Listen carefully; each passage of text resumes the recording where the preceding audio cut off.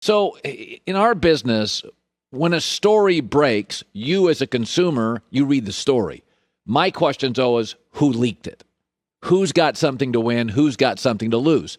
So the story on Russell Wilson and the Bears is still out there from legitimate reporters, Diana Rossini, Adam Schefter, Jeff Darlington, that Seattle could still trade Russell Wilson to the Chicago Bears or trade him, period. So my takeaway is, okay,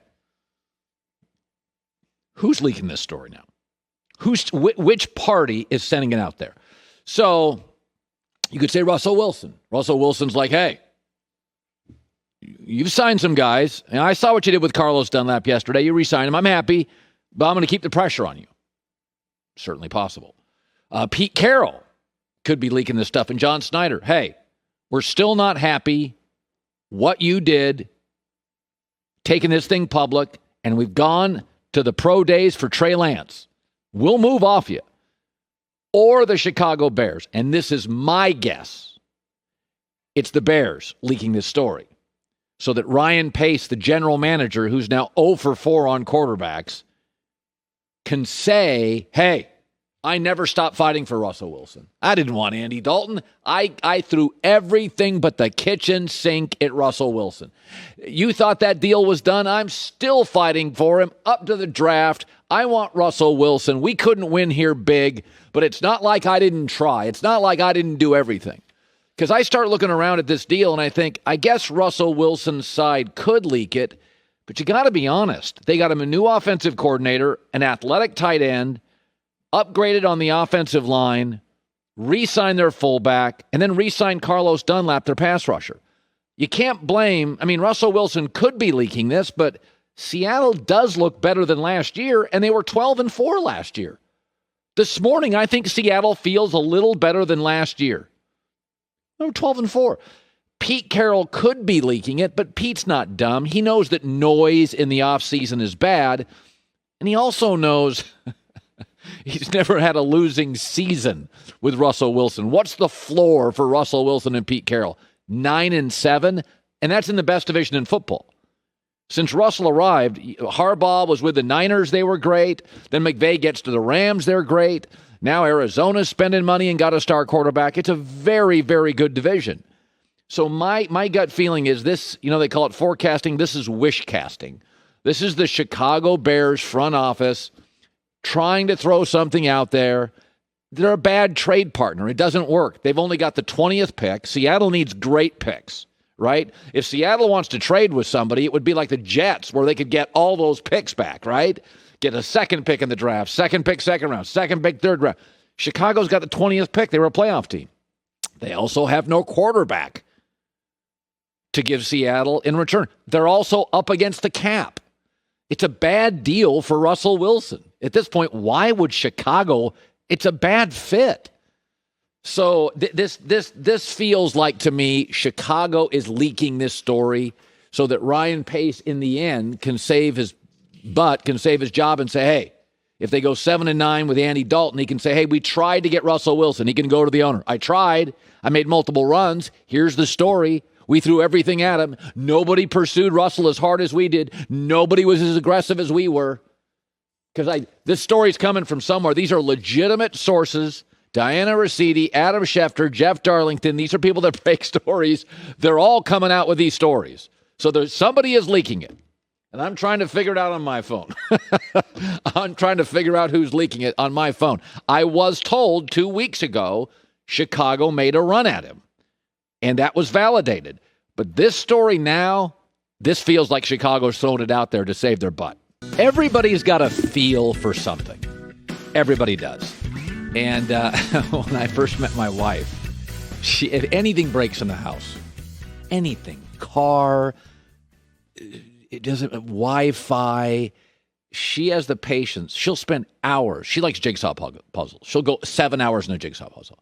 She can go into our Wi-Fi. She'll pull stuff out of the basement, and she'll sit there with a screwdriver for hours. She has a feel for it. She grew up in Motor City, Detroit. Cars, mechanics. She's got a feel for it. Her brother drives motorcycles. The family's got a feel for it. I, of course, do not. I have a feel for getting on my phone and calling somebody who could go down to the basement with a screwdriver. And I found this through life. Some people just have, it's innate. You can't teach everything. Some people are just good under the hood. Some are not. Some people are great with animals. I mean, you see these people with animals, they're like animal whisperers. Some people are just better nurturers with kids. Some people are just born drawn to science and math. My dad was a great math student.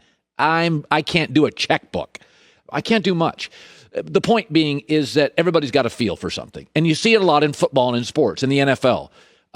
There are just some guys that don't have a feel for things. And I've said this about Belichick. He doesn't have a feel for offensive skill people. He really doesn't. He is a great coach. Does almost everything well, but you can't go 10 years and have one offensive Pro Bowler. And you got the Saints have 15 during that time. But Mike McCarthy yesterday of the Cowboys is talking about it's all about defense. This year is all about defense. Dan Quinn's an upgrade, no question. But Mike McCarthy's got no feel for defense. None. We think of Mike McCarthy as an offensive guy. Aaron Rodgers, he drove him crazy with that. He has no track record of a defense. The last time he had a top 10 defense was 11 years ago. His last 9 years of head coaching, he's averaged in the 20s. He hasn't had a top 20 scoring defense in his last 4 years as a head coach.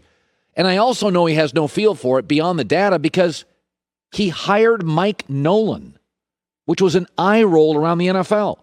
Listen, they're just some guys, they can smell it, they can sense it. Ron Rivera, Washington immediately on defense, was number 2 in the NFL last year.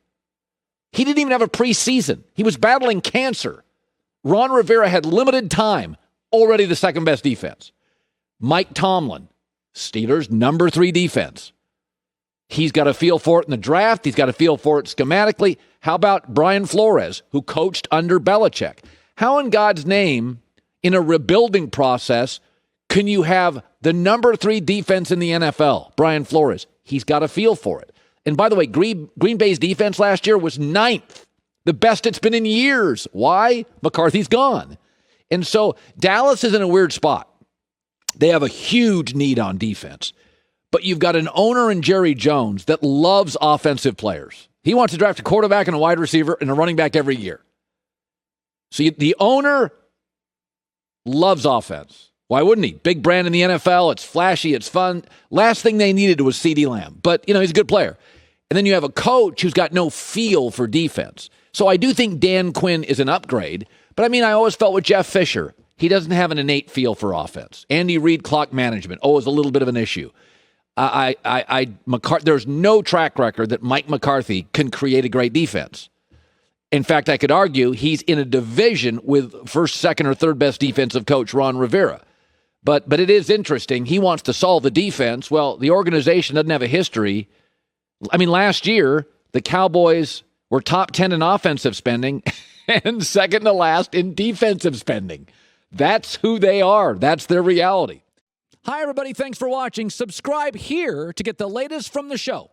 Also, be sure to check out more of the best clips from The Herd or go watch a few segments from other shows on FS1.